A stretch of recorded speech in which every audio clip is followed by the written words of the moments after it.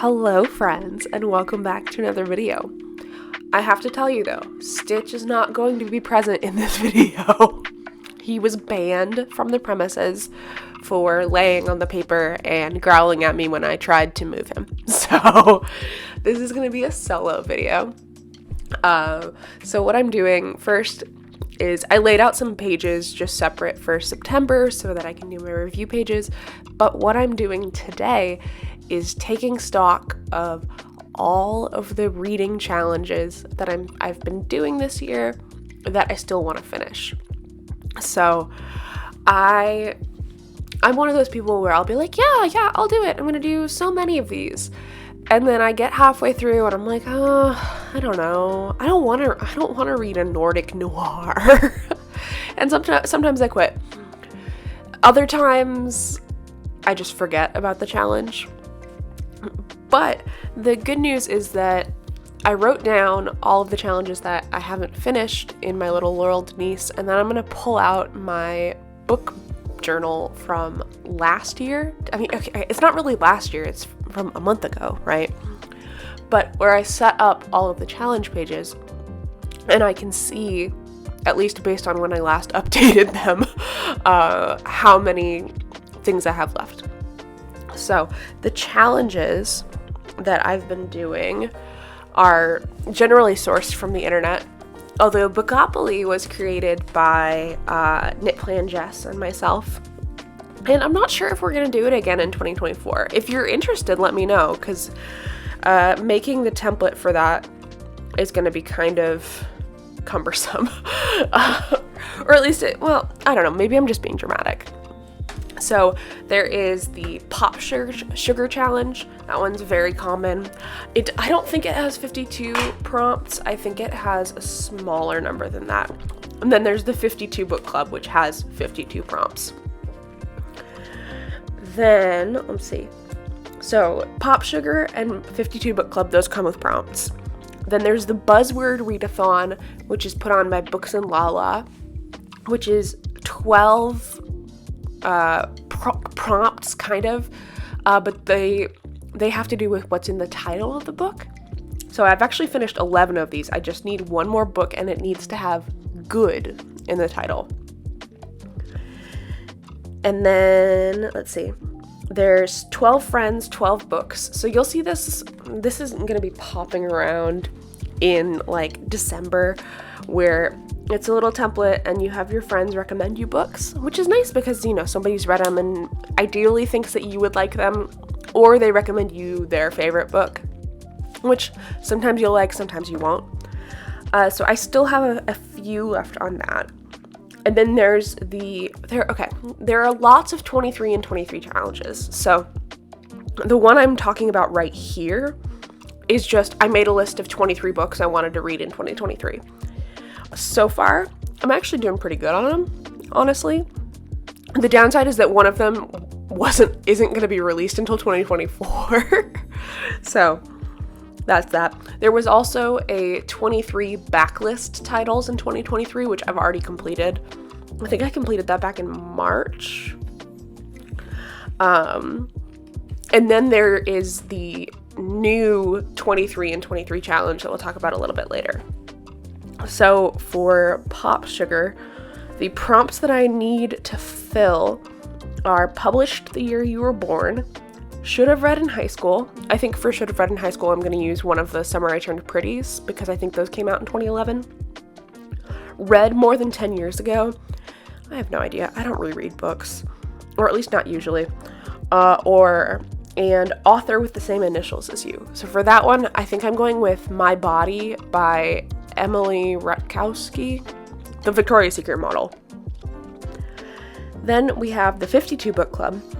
So there's Takes Place in the Roaring 20s, published posthumously, which for that one I'm going to use the Murder on the Orient Express graphic novel, because while Murder on the Orient Express was not published after Agatha Christie's death, this graphic novel surely was.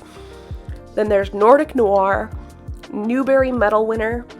I think for that one I was looking to use The Last Cuentista, written by a comedian, no idea. and then by Octavia Butler. And I know for the by Octavia Butler that I want to do the Parable of the Sower graphic novel. Now it's, then it just becomes a matter of getting some of these books from the library. What's really smart and that you should do for these challenges is plan your reads a little bit when it comes to like some of these more difficult prompts, because you don't want it to be December and then you having to do all this research and then you find out that the book is on hold for the next 3 months and you're not gonna be able to get it and then you're not gonna be able to finish it. Don't do that. We're not about that life. For Bookopoly, the prompt I have left is written by an author from Central or South America, and I think I was gonna read Furia for this. Then for my 12 Friends, 12 Books, and my 23 and 23, I have totally folked on both, which is great. And it's mostly because so many people recommended it to me that I was like, yeah, okay, I really have to read this. Then left on 12 Friends, 12 Books is A Woman Is No Man, which I think is like, it's gonna be depressing, which is part of why I've been avoiding it. The Simple Wild, which I just snagged on Kindle Unlimited, and then Red Rising, which I've had on hold forever, and then when it came up, I didn't want to read it, and so then now it's back on hold again. Don't judge. And then on 23 and 23, like I said, totally folked. I have Heartstopper Volume 5 because, yes, I very much want to read that. And Pachinko. And I think I would argue that while I had Heavenly Tyrant on this list, but it isn't coming out until 2024, I'm substituting it with A Priory of the Orange Tree, or The Priory of the Orange Tree, because I'm reading that one right now. And if you've followed this channel for a while, or you just know me, you'll know that I've wanted to read this forever, but it's 800 pages. And I'm like 80% of the way through. I think it's been like 3 days or something, which for me, if I can't finish a book in one day, I usually go like, what? But it's really, really good. I'm really enjoying it. Even if you're not like a traditional fantasy fan, I think that it's dynamic enough with all of the point of view switching that it'll still keep you interested. It's just a matter of like, you have to be committed, right? Because it's 800 pages. And then you also just sort of need to focus a little bit to keep all the names straight. But apart from that, I'm pretty happy. Also, I love all of these autumn stickers from Caitlin Plans. Literally, this is all of them. I'm not entirely sure why I wanted to use the anemones in there. And I know that ladybugs aren't really fall, but the colors are fall, so I'm just going with it. But the deer are so cute. They're literally so cute. So, also on these challenges, so this is 23 in 2023. This is the BIPOC edition. And so specifically, this is tasking people in, let's say, like the latter half of August and beyond to read 23 books by BIPOC authors.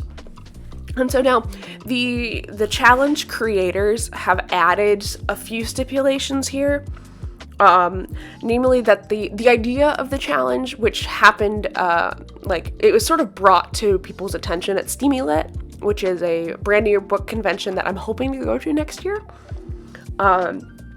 is that I think my stats here might be wrong, but it's something like 11% of all published books are by BIPOC authors, which is just like, considering how many books there are, right? That is astounding.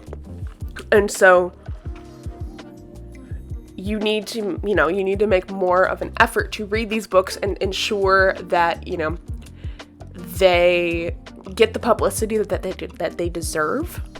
And so, a big part of that is pre-orders and, going and buying a copy after you read the book on NetGalley, which I've been super bad about, honestly. And so I know that it's the disparity is even more pronounced in the romance community, especially when it comes to having romances where both characters are people of color. So I think I could look at my stats. I know that in September, my big goal, which I told you guys about, was to this month ensure that I was going to get 50% BIPOC authors. And so far, so good. Priory of the Orange Tree has set me back a little bit just because it's so long. But I've been feeling pretty good about it. I think so far this month, I'm pulling up my spreadsheet on my phone. That's how committed I am to this. So far this month, in terms of romances, I think I've read 4, 5, well, romances is kind of hard. I would say 5 of these books have been romances. So out of the 15 or 16 books that I've read so far this month, 2, 3, 4, 5, 6, 7, 8, 9. And 9 of the 16 have been by BIPOC authors, which is over 50%. It's just, it's so weird to be, it's not weird's not the right word, but I had always thought that I was someone who read diversely. And I was realizing, right, as I was doing this, that a lot of the books in my LibroFM or that I have on my NetGalley shelf are not by BIPOC authors.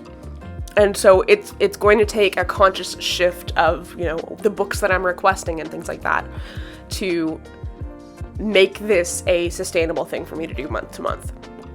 Now, the books on my shelf are actually pretty diverse. But if you know me, you know I really only read ebooks, and so I still need to change my consumption habits. Another fun challenge that is coming up is Owntober, which is by me, and Steph reads all the books, I think is her handle. There are lots of Stephs that read books. So if you're listening to Steph, I love you. I'm sorry, I can't remember your handle. But the point of this is to read books that you own. So whether this is, your ebooks, your audiobooks, your physical books, for me, it's going to be my physical books. So I might need to start putting in a lot of holds. And it's going to make my NetGalley ratio kind of suck in October. But it's not a no spend or anything like that. It's just the point of it is to read what you own. And there are so many of these books that I've been so excited to read and I've just never read. So like Banyan Moon, Ophelia After All, Genderqueer, All Boys Aren't Blue, The Dragon's Promise, which has been on my TBR multiple months as far as I'm concerned. And there's plenty of room. Like, I think if I, mix and match audios and ebooks and all that stuff, that I can very, very easily hit a lot of these books. You'll also note, I had used all of the deer stickers, but I wanted to have an Owntober page that felt sort of like on brand with the other spreads that we've made.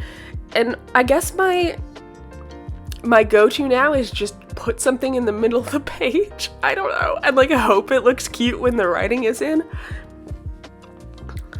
I think that I could potentially also use this spread for a no buy November or something. That's what a lot of people do. That a lot of people also do NetGalley November.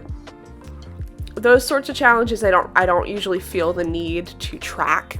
But for the books that I own and such, that's gonna be rough. I'm honestly not that excited. But on the other hand, it's always good to have a list of the physical books or the books that you already own that you want to read, because it makes it so much easier to slot them in with other challenges, right? So like, Furia is a book that I own, and I'm going to slot it in for Bookopoly. That's an example. But, you know, new challenges are going to come in, and I can fit things in appropriately. I also grabbed my home library TBR, which I've been keeping pretty updated, except for the fact that as soon as I, was finished filming this video, I got 2 new books from Delacorte Press, and I don't remember what they're called, so I'll have to add those. I've also only crossed off, so to speak, 2 of these books, which is not great, all things considered, you know, especially since I've had this tracker since January, but I only filled it out, last month, because I just forgot. But that's sort of where we're at. I turned it on its side so I could actually read all the titles, because I kept having to tilt my head to the side, and it was slowing me down and giving me a ache in my neck. I don't know. But I think this is gonna be the year where I clear up a shelf in my book cart. I'm gonna read some physical books, guys. It's gonna be really exciting. Yeah. Also, as always, right, in my book journals, I use stickers exclusively from Caitlin Plans. You can use the code M15, that's EMM15, for 15% off. I think there's also an Etsy promo running right now where you can get $5 off. So you should absolutely do that too. And that's out of Etsy's pocket, not the creator's pocket, which is great. Also, we hit 1K. Which is so exciting. We're still nowhere near getting monetized or anything like that, but hitting 1K was my dream for so long as a little baby YouTuber. And now I'm more like an infant YouTuber. So thank you for watching and commenting and everything. It just makes me so happy. Comment down below a book that you've been meaning to read for a while, or if you have any recs for any of the prompts that I have. Like this video if you liked it, subscribe, send it to a friend if they want to see it, and as always, happy planning.